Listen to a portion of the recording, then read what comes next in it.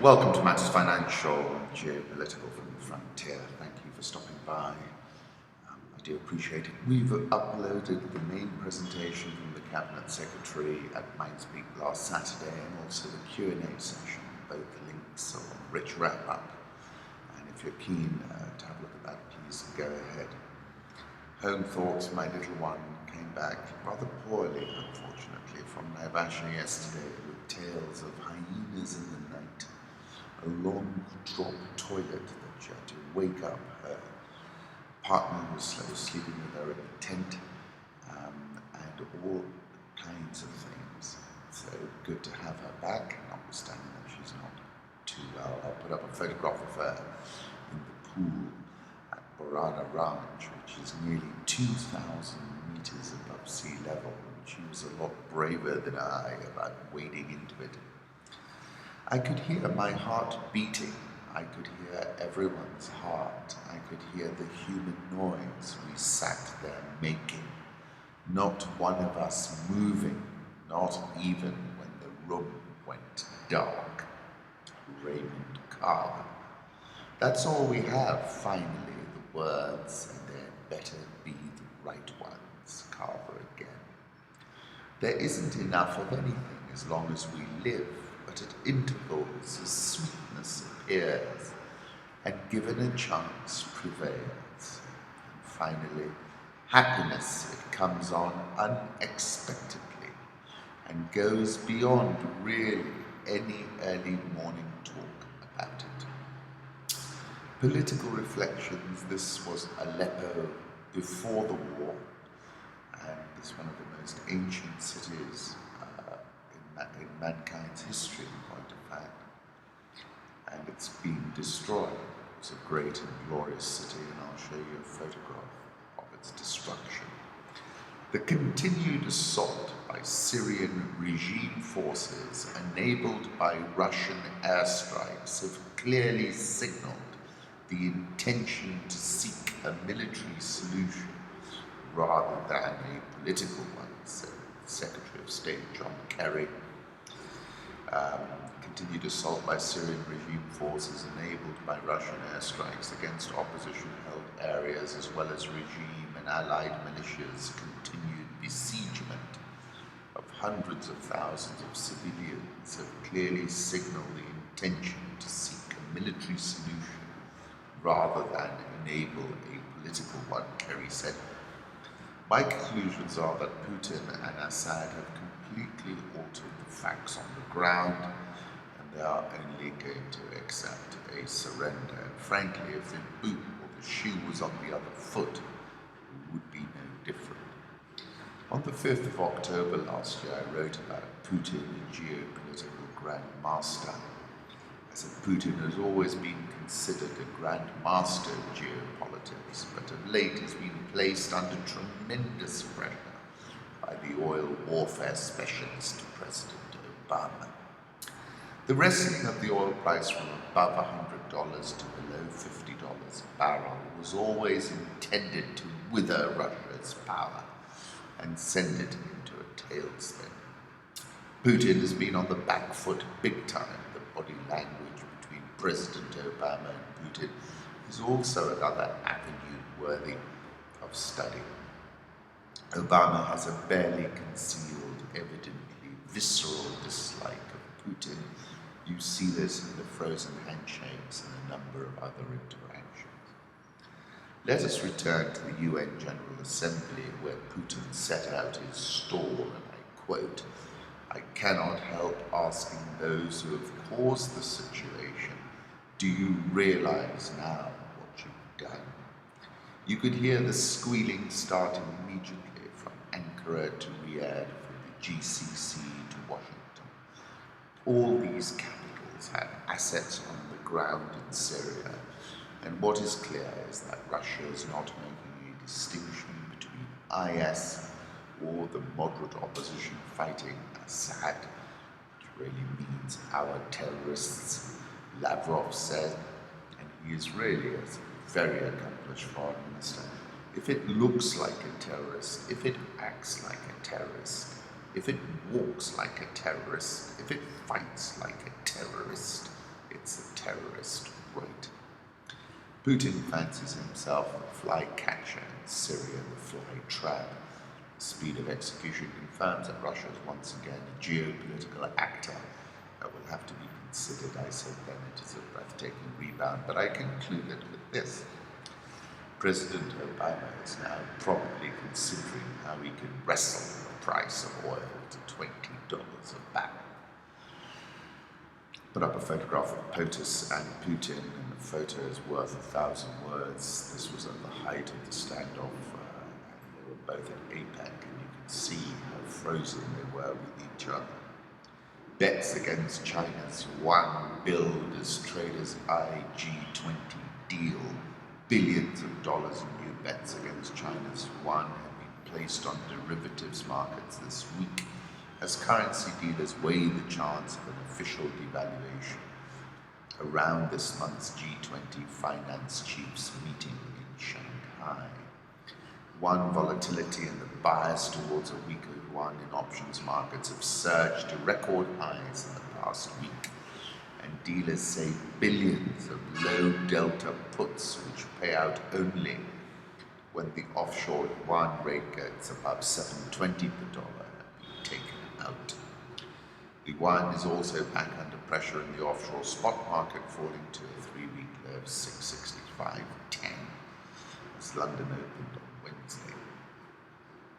1 month volatility of the offshore yuan jumped from 8% to almost 10%, a record high, versus 8.5% euro-dollar equivalent. Traders said option volumes, which are difficult to track because most of the market is conducted over the counter rather than on traceable platforms or exchanges, reached $12 billion on Monday and almost $17 billion on Tuesday. I said on February the 1st that George Soros Esquire is going to make another killing and is set to skim the Bank of China. I was describing how I'd watched him make a killing against the Bank of England all those years ago. Soros' war on the renminbi and the Hong Kong dollar cannot possibly succeed. About this there can be no doubt. I read a front-page opinion piece in the overseas edition of the People's Daily headline declaring war on China's currency. Ha ha! The problem is this, and I think, the curve of history informs us that Soros is onto something here, because the grand macroeconomic elephant in the room is what happens if China is forced into a major one-off devaluation in retaliation to Bank of Japan taking rates negative, European rates being negative.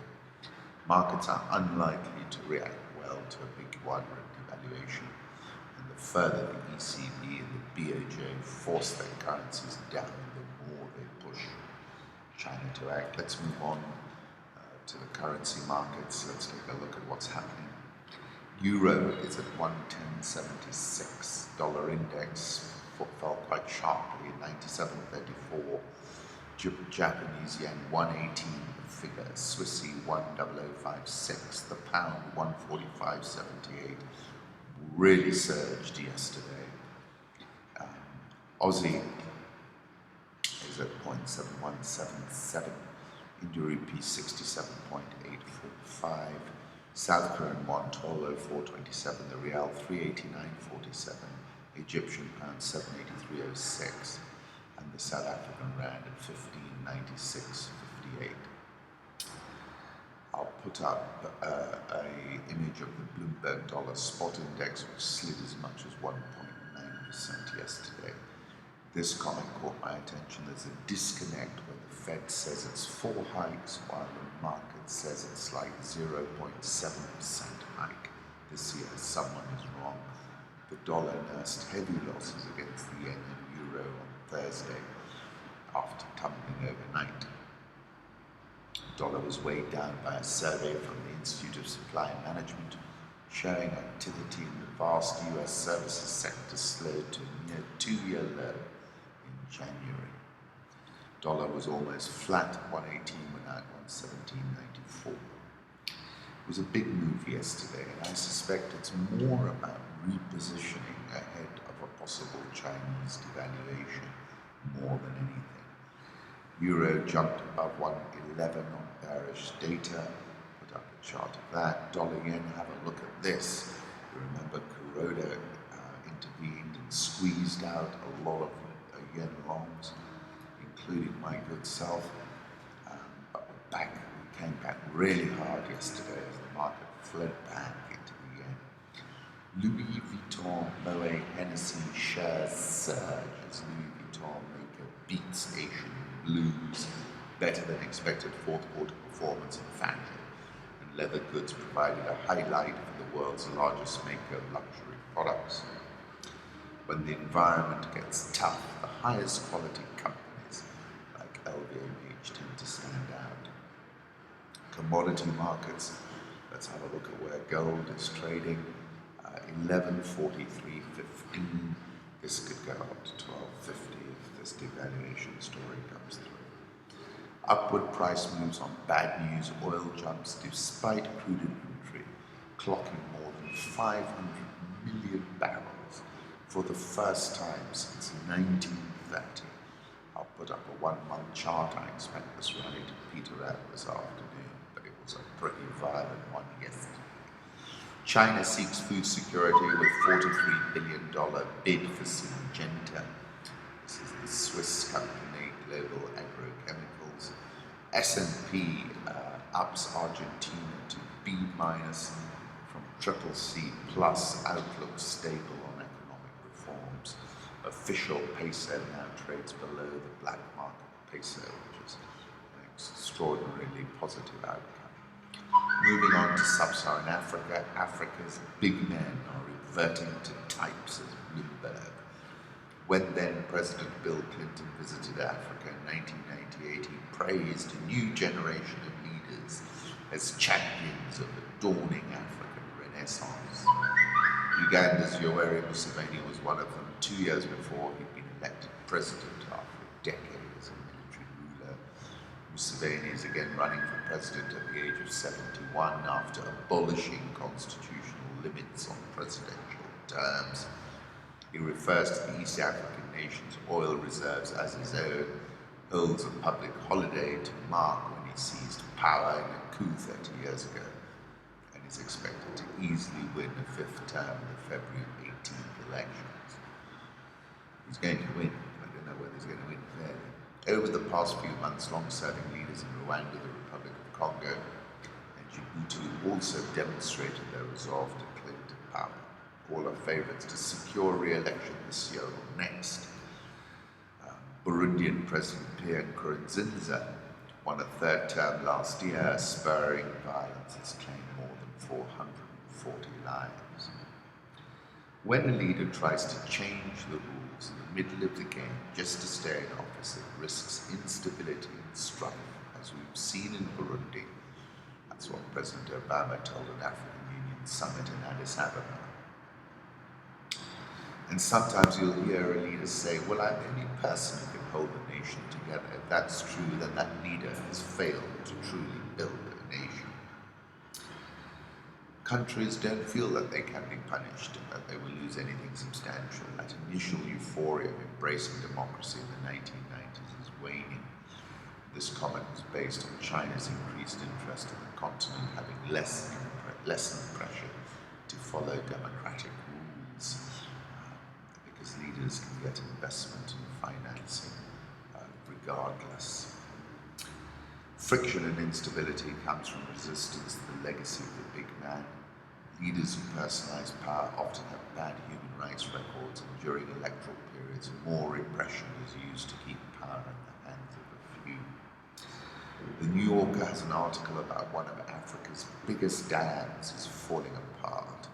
Kariba's difficulties are more complicated. It's been nearly incapacitated by ongoing drought, lowered the reservoir's volume to 12% of its usual capacity.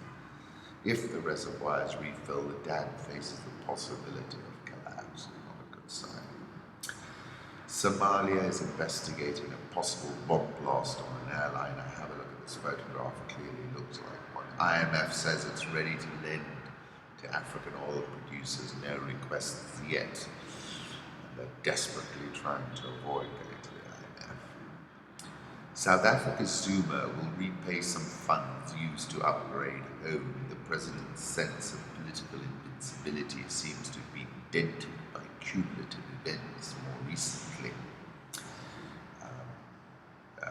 I wrote about the South African president on the 14th of December 2015. I said the markets are not interested in Zuma's explanations. They are seeing a South African president who has gone rogue. Put up a photograph of him.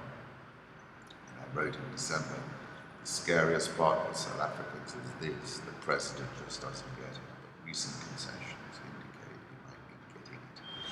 South African all-share down 4.26% so far this year. Dollar rand back below 16, sell it again. Egyptian pound 783, Egyptian EGX 30 down 13.41% this year. MTN has hired former US Attorney General Eric Holder to take part in talks with Nigerian regulators about settling a $3.9 billion fine. Nigerian all shares down 17.58% this year. The Ghana Stock Exchange Composite Index is down 0.53% this year. The yield on Zambia's $1 billion Eurobonds due 2024 rose 2 basis points to 15.47%. So essentially, they've been shut out of the capital markets. You know the reason why. According to a report I saw in Quartz, the value of private equity deals on the continent fell by a whopping 70%, according to the African Private Equity and Venture Capital Association. That's a big fall. Let's move on to Kenya. Shilling remains Teflon, 102.245 lost. Nairobi all shares strong session yesterday, rallied 1.65%. It's now down just 2.57% for the year. It's rallied 3.75% over 3 sessions. Let's see what happens today. Remember, you can follow the market in real time yourself by just registering on rich.co.ke, getting the password and going to Rich Live. The all shares up 3.75% so far this week. Safaricom has been the bull catalyst, up 10.231% over the same dates. NSE 20 bounced 0.63% higher yesterday, closed at a 2-week high, but it's still down 5.83% so far this year. Safaricom surged 4.375% yesterday to close at a 2016 closing high at 1670. I'll put up a link for the share price data. So we had a strong session at the stock market yesterday. EABL was strong, closed 1.5% higher at 270, but was trading 5.26% higher at the closing bell. Kengen also rallied a further 4.95%. That's up 15.45% over 5 sessions. And I've spoken about it before. It was in a disequilibrium. When you get prices emerging from disequilibrium, you always get a strong push to the upside. Once again, thank you for stopping by.